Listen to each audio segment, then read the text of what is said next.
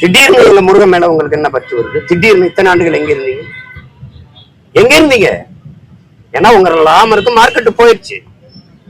அங்க வந்து பூரி ஜெகநாதர் எடுத்தீங்க, அங்க ஐயப்பன் எடுத்து பாத்தீங்க, இப்ப இங்க முருகனை தொட்டு பாக்குறீங்க.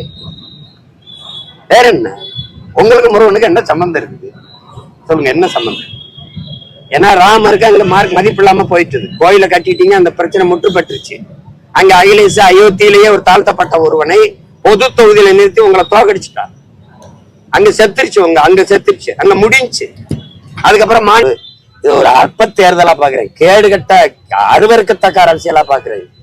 நீ யாத்தினா எந்த தர்மத்தை விடவும் கூட்டணி தர்மம் பெருசுன்னு உனக்கு தெரியாதா? கொள்கையாவது இதாவது ஏதாவது பேசிருக்காது. நீ கொள்கைன்னா என்னன்னு சொல்லு. கொள்கைன்னா என்னன்னு சொல்லு. பாஜக அமைதி பேரணி போறாங்க. நீங்க சென்னையில பாஜக மாநில தலைவர் நயனா நாகேந்திரன் தலைமையில அமைதி பேரணி போறாங்க. அப்படின்னா பேராபத்து இருக்குன்னு அர்த்தம்.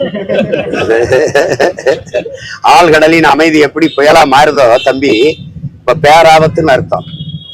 புரியுதா? புயலுக்கு பின்னாடி அமைதி, இவங்க அமைதிக்கு பின்னாடி புயல். புரியுதா? வேற ஏதாவது கேள்வா? நான் பிறக்கணும்னு யாரும் வர வாங்கி வந்து பிறக்கலையே. நீ பிறந்தவன நீ தான் இந்த சாதின்னு வைக்கிற, நீ தான் இந்த பேருன்னு வைக்கிற, நீ தான் இந்த இடத்துல வாழணும்னு வைக்கிற, நீ தான் இதை படிக்கணும்னு வைக்கிற. பிறந்ததை தவிர நாங்க பிழை செய்தது என்ன? அதனாலதான் எலும்புல எழுதியிருக்கா, நெத்தியில் எழுதியிருக்கா பேரும் ஜாதி.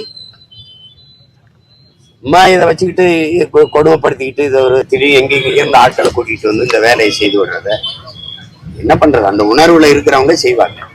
இது எப்பவுமே இது ஆபத்தான உணர்ச்சி. சாதி மத உணர்ச்சி வந்து எப்பவுமே ஆபத்தான உணர்ச்சி. அதான் திரும்ப திரும்ப நம்ம முன்னோர்கள் சொல்றாங்க. இந்த சாராயம் எல்லாம் அந்த மற்ற திட பொருளா இருக்கிற அந்த கஞ்சா இதெல்லாம் குடிச்சாத்தான், நாட்டுல தொட்டு வச்சாத்தான். ஆனால் சாதி மதமும் சொன்னவனே போதை ஏறிடுங்கிறாங்க.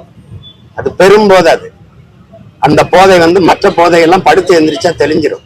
ஆனா அந்த சாதி மத போதை ஏறிச்சுன்னா செத்து பாடையில போனாலும் இறங்காது. அதான் இங்க இருக்கிற சிக்கல்.